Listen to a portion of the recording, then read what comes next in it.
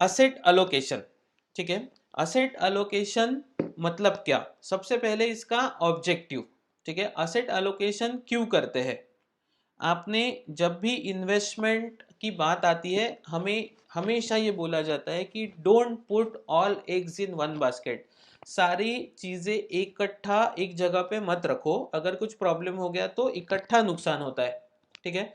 तो asset allocation का objective क्या होता है, तो रिस्क रिडक्शन।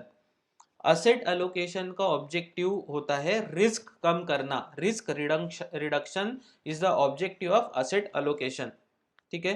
कि आप एक ही जगह पे, आप सिर्फ म्यूचुअल फंड में पैसा मत लगाइए, आप सिर्फ शेयर्स में पैसा मत लगाइए, आप सिर्फ जमीन में पैसा मत डालिए, आप सिर्फ गोल्ड मत खरीदिए, सब करिए, थोड़ा पैसा गोल्ड, थोड़ा बॉन्ड, थोड़ा डिबेंचर, थोड़ा एफडी, थोड़ा म्यूचुअल फंड, थोड़ा शेयर्स, थोड़ा जमीन, ठीक है।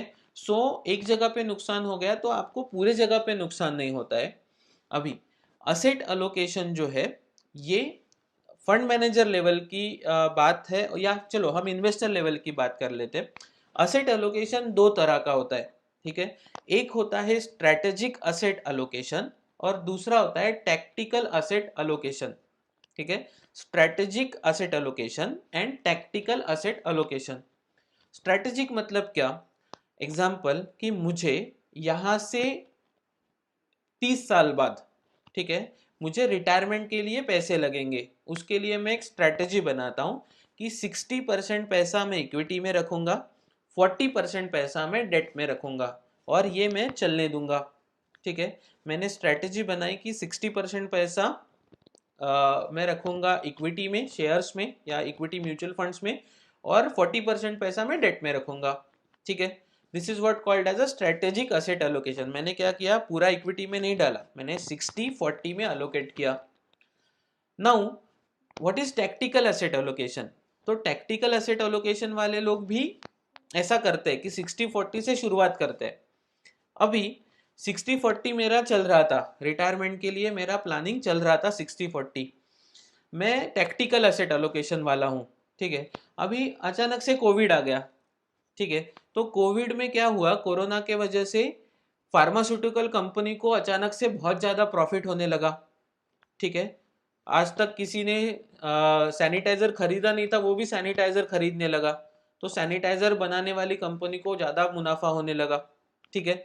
सो फार्मास्यूटिकल सेक्टर में बूम आ गई कोरोना के वजह से। तो मैं क्या करता हूँ कि मेरा जो इक्विटी पोर्शन था 60 और 40% मेरा डेट था, तो इक्विटी 40 और इक्विटी 60 और जो 40% मेरा जो डेट में था ना, तो वो क्या करता हूँ मैं कि मैं टैक्टिकली मैं वो 40% को निकाल के वो पूरा पैसा मैं फार्मास्यूटिकल में डाल देता हूँ, मतलब 100% एलोकेशन टू इक्विटी, बट उसमें से 40% टू ऐसे जगह पे जहाँ पे अभी ज़्यादा मुनाफा हो रहा है।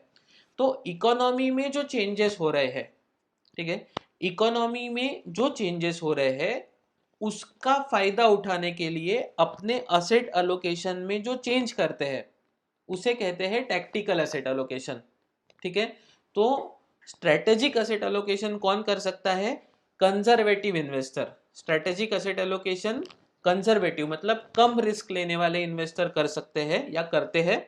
टैक्टिकल असेट अलोकेशन ये ज़्यादा रिस्क लेने वाले एग्रेसिव इन्वेस्टर जो होते हैं वो टैक्टिकल असेट एलोकेशन कर सकते हैं, ठीक है, या करते हैं।